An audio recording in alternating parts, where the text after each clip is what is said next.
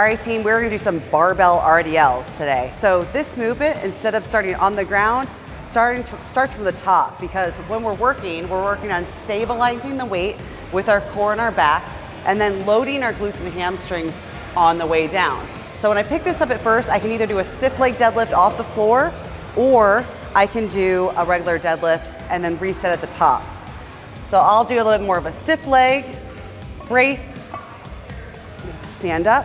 And I'm gonna do from here, take a big breath, brace, and then I'm gonna stick back my hips, stretching the glutes and the hamstrings, not touching the ground, and coming right back up.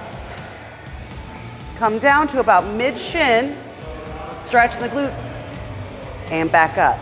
Notice how my spine is nice and neutral and packed in.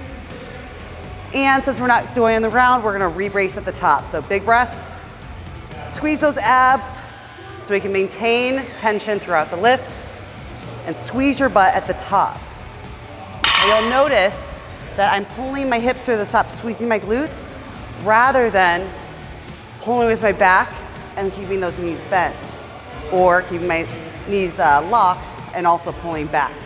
This nice and tight position is that top position there.